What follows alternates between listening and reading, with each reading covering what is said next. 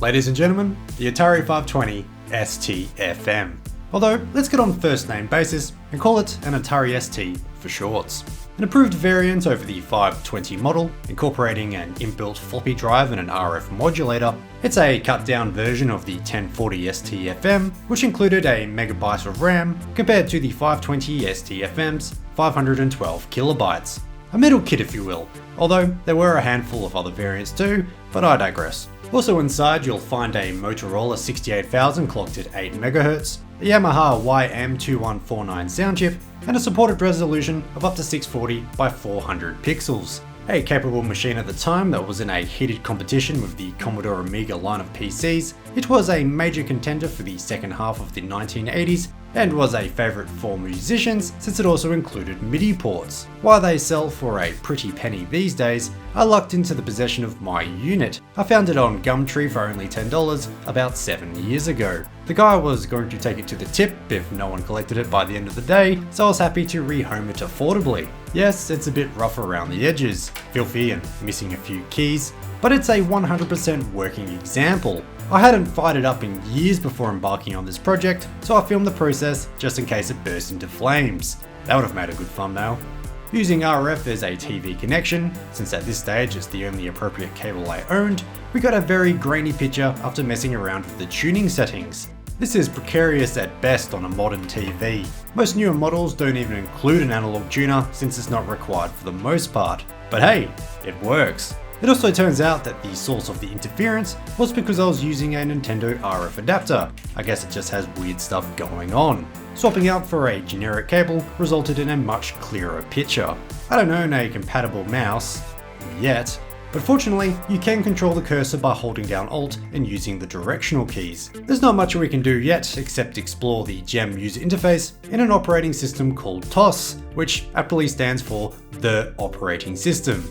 Bit presumptuous, isn't it? Okay, RF is so 1985. Let's delve into the wondrous world of RGB. This is the easiest upgrade of this video since the ST includes a monitor port. No modding is necessary. I found this cable on eBay, which was sold by a shop called Cool Novelties. It outputs to SCART, which isn't common in Australia, but I'll be using my OSSC so the image can be pumped out through a HDMI cable. I know debates can be heated about quality RGB cables, but I'm currently not knowledgeable enough to have an opinion. What I do know from what I've seen with my eyes is that it's worlds ahead of RF, so as far as I'm concerned, we can move on with the project. Let's give the floppy drive a test before it's upgraded. My entire physical collection stands at 2, and this is half of it. Lotus Turbo Challenge.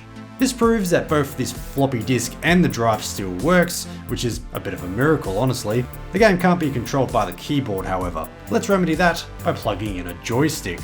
I'm using a 2600 joystick here, which works fine. The only downside is the placement of the controller ports. I have no idea what design principles leads to ports being in a nook under the keyboard, but it's a widely hated choice. Anyway, let's take a moment to race some expensive cars. Nice. If anyone is interested in the rest of my Atari ST collection, the other half is this game, T-Bird, which was the cheapest game I could find on eBay at the time when I bought my Atari ST. It is a very poor clone of Space Harrier. Anyway, let's never speak of it again. It's cool that the drive still works, but it stays in the ST unnumbered. GoTech time! This device is the same footprint as the existing drive, but allows for a large amount of ST images to be mounted off a USB drive. This cost about $50 and was already pre-configured for the ST. A bargain really, considering what it can do. Installation obviously requires disassembly to remove the old drive. This will be a first for me, since I've never really had a reason to until now. I noticed a few screws were missing or mismatched, and pulling off the top portion of the case revealed broken screw posts. This indicates that it may have been dropped in the past. That would be worrying if it wasn't for the fact that it's seemingly fully functional. The further in I got, the more broken pieces I found. I wonder where this belongs. After removing an RF shield, we can remove the original floppy drive. Epson. The GoTech plugs in the same way as the original drive. As far as the ST is concerned, this is a run-of-the-mill 1980s floppy drive. Silly ST. Booting up the ST, and the GoTech segmented LED display in indicator light springs to life. Although, we do get an error message on the display. A bit of research and a few choice files added to the USB later, and we have a functional drive. These files are named autoboot.hfe and hxcsdfe.cfg. These are easy to find online, I swear. With that, we get access to the GoTex menu. Here, we can assign ST images to numbered drive slots. The slots can then be allocated by using the built-in display on the GoTex itself. Reboot with the assigned slot, and the ST is none the wiser. Assuming the image works, it should boot right up. It turns out that black broken piece I found was a support for the floppy drive. The rest are missing too, so the drive is just kind of flapping in the breeze. I did have plans of 3D printing something up, some sort of brace, but I ultimately ended up using a USB extension cable for easy access to remove and insert the USB drive since the GoTex isn't secured in. Yeah, it's bodgy, but I'm lazy. This ST is absolutely filthy though. Let's address that. This was 100% an outside job.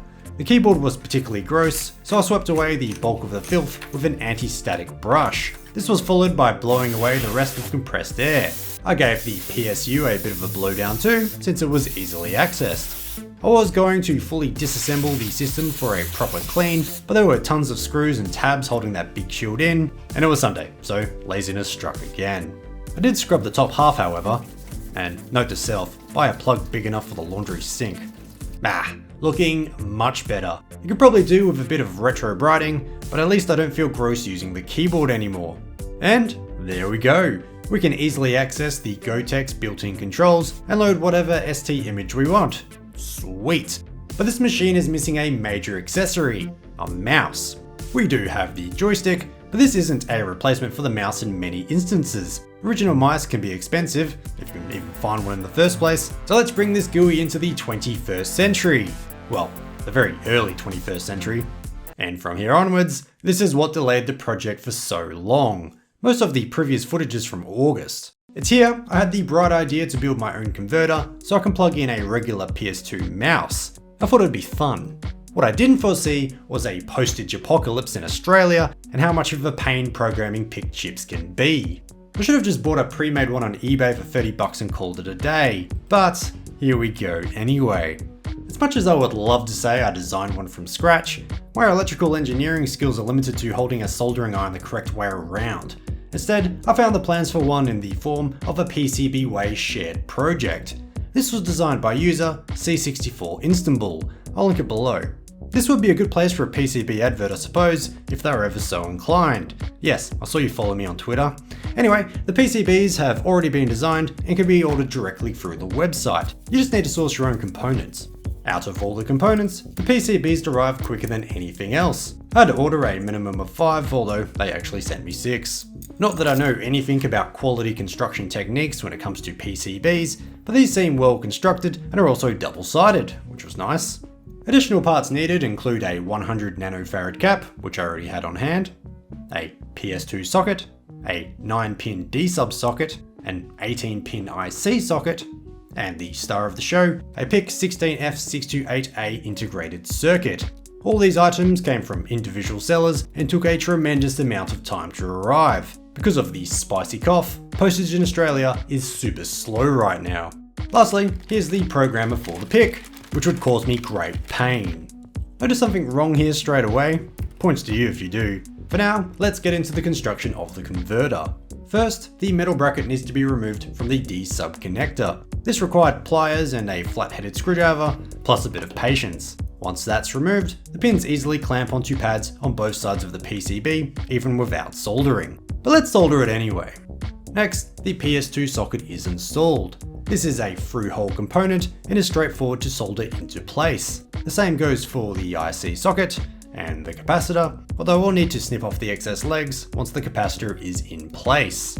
After a courtesy clean with IPA, we're done. Very easy soldering project. Now for the hard part, programming the PIC. Easy in practice, but well, I downloaded the applicable PIC programming software, selected the appropriate chip, opened the provided hex file for programming the chip, and yeah, the chip is too small for the programmer. Oh! In retrospect, I might have achieved something workable using jumper wires in my breadboard, but this idiot instead chose to hastily take apart the ZIF connector, hoping the contacts went all the way across, and broke it in the process. Oh well, onto AliExpress I go to purchase a suitable replacement and wait on more postage time. Great! Fortunately, it arrived only a week later. Not bad, all things considered. The chip fits too, what a lovely bonus.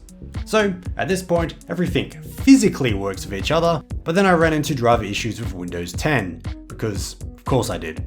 There was one guide I found offering a solution for Windows 10 when it came to this particular programmer, but Windows Defender flagged the file I needed to download. No worries though, this cool guy has a Windows 98 and XP computer plugged in and ready to go. No driver issues here, but then I got an error writing to the chip. What does that mean? Still, hopeful, I plugged the converter into my ST just in case the error was meaningless, but to no one's surprise, the mouse was not operating. Although the laser was on, so it was at least receiving power. And then, I'm not really sure what happened. I mucked around with the programmer for a bit, gave it a rest, came back to the project a week later, and the chip miraculously programmed successfully. Not sure why, but no complaints here. We now have an operating mouse. Let's crack out some mouse-related software and give it a spin. As you can see, the mouse works perfectly, just like how an original would, presumably. And with that, we have a fully operating Atari ST that comfortably works within the boundaries of the modern day. I nearly have everything I could want in the world of the Atari ST, although I do have interest in some sort of adapter that allows an SD card to be interfaced with a hard disk port. This will be a project for another day, however, so stay tuned as I probably struggle to program another form of IC.